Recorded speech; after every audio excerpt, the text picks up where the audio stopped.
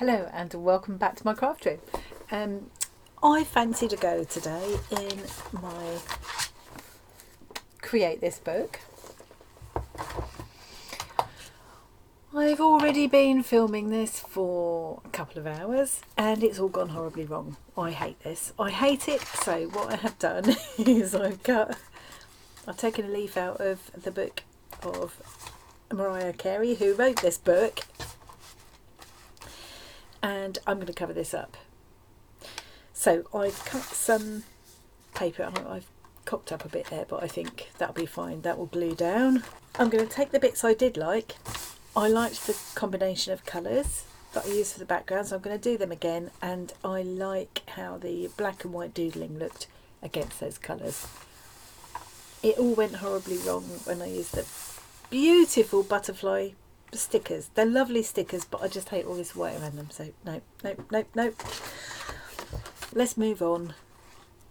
So I think the easiest thing is going to be because this is all a bit lumpy anyway, it's quite hard to work on. Oh, I just pulled a bit off my cover. I'm going to make the pages and then glue them on afterwards, and I've deliberately left a little margin around the whole thing. That margin will probably be black and white stripe, because I always like a black and white stripe, and I'm going to have a black and white stripe around here as well. So the book can actually go out of the way for now.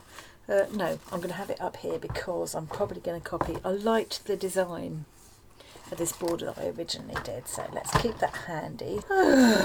Let's start again, shall we? I'm going to take them together on the reverse, just enough to temporarily hold them together. There we go.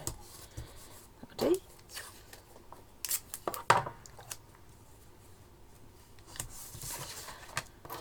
Stick with the idea of the kind of black and white striped frame around here. I also liked the kind of scalloped border I've done around, so I'm gonna go with that again as well. I'm not being too precise, I'm just giving myself a rough guide as to where these scallops need to go.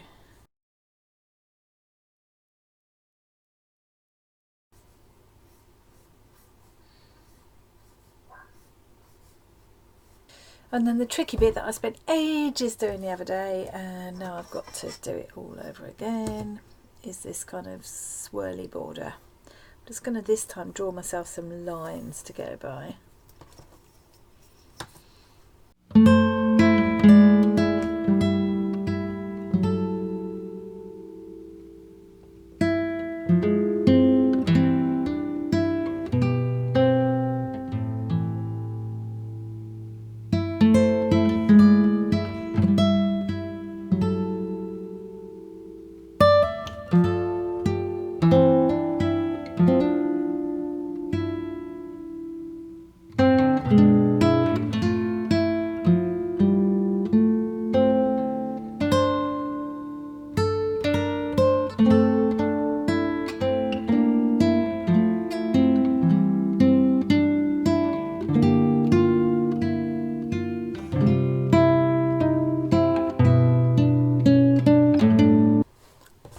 I have sketched in my border design.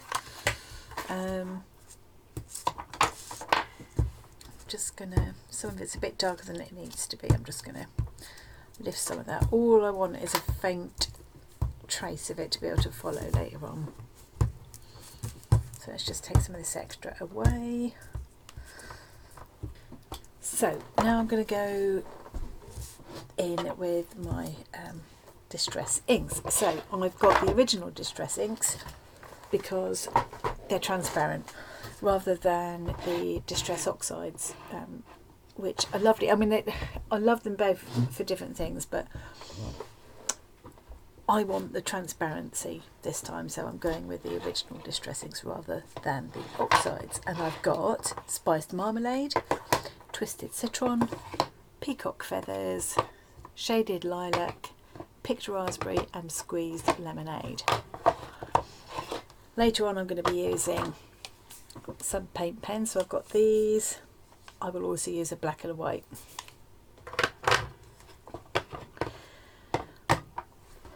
like to use these blending brushes for my distress inks, and I can't keep a separate brush for every single colour, but I do try and keep one for every colour family.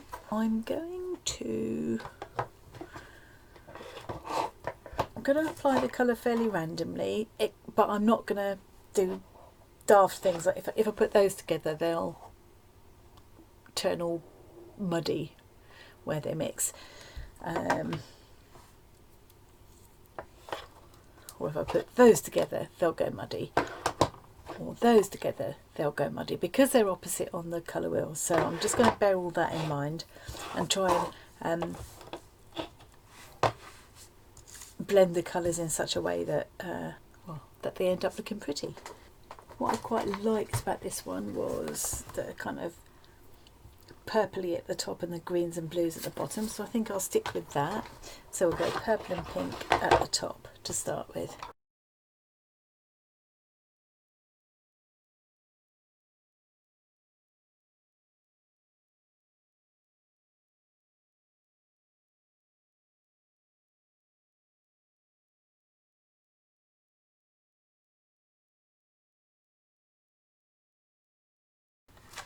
This looks way more vibrant in real life than it does on the camera. But you can see that what I've done is blend, is it analogous, I think, colours together. So colours that are near to each other or next to each other on the colour wheel. So I've gone from this kind of magenta colour into the purple, and the purple into the blue. Now I'm going to go blue into green. And then green into yellow. And yellow into orange, and orange into the magenta.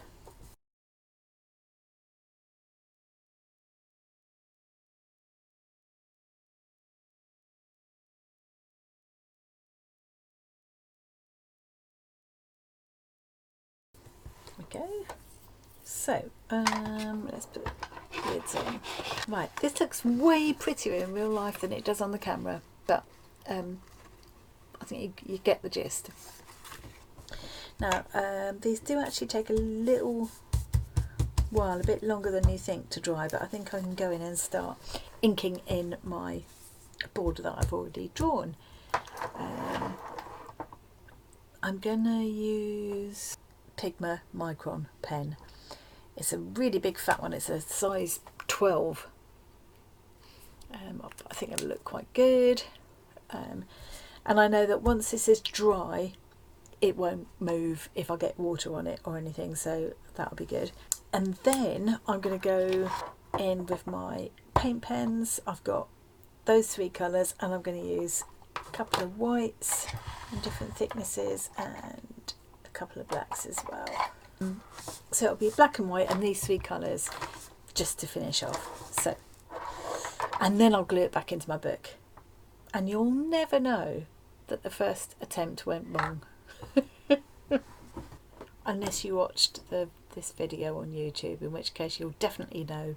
Okay, so I'm gonna stop filming now and just go back over the lines I've already drawn, and then I'll come back and show you the next step. Okay, I've nearly finished inking in my borders. It's got this last one left to do. My original pencil lines have pretty much disappeared, so I'm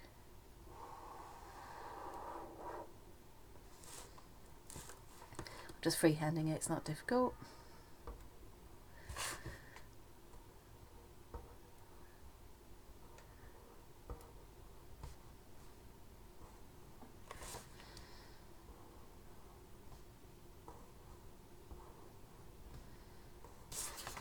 There we go, that's that done. So I've got I wanted to find a thinner, my desk is an absolute mess. It's always like this one, I'm in the throes of creativity. Oh, there's a little pin tool, I like my pin tool paint pen, this And I've also got my little tub of other paint pens here because I think I might want to bring in a green and a yellow. I quite fancy making these into some kind of daisy chain. So now it's just going to be a question of a lot of doodling. I had a vague idea of using the paint pen colours that kind of coordinate with the various areas of inking, and just doing some kind of little dots or dashes just for fun because I like doing dots. And then some of the leaves I'm going to do in white because I loved the look of the white against these colours. And then I thought of the daisies, and then I thought the green leaves as well, actually. So I think that would look quite cute. And then I've got to do the black and white border around here. Probably should have just masked that bit off really. Well, I could have just done the black stripes, but hey, I didn't think of that at the time. And I need to do the black and white stripes around the part of this page that will show. You can see these stickers stuck on so well. I tried to take them off and I was in danger of ripping into the page before, and I was quite happy with that page, so I didn't want to do that. So this is going to be quite a long-winded doodling process, which I will film and speed through for you. Might watch a bit of Netflix or something while I'm doing it. But I love a bit of doodling, and I think in the end this page, yeah, I'm quite happy that this page won't annoy me every time I open the book. The thing about this book is that, yes, you know, because it's just create this book, I don't sort of stress it. It's not got to be a work of art, I don't stress about it. But having said that, I like to enjoy flicking through the book afterwards. And if I've got one page that annoys me every time I look at it, I won't enjoy flicking through. So another thing that Mariah Elizabeth does is if she doesn't like a page, she just glues them together.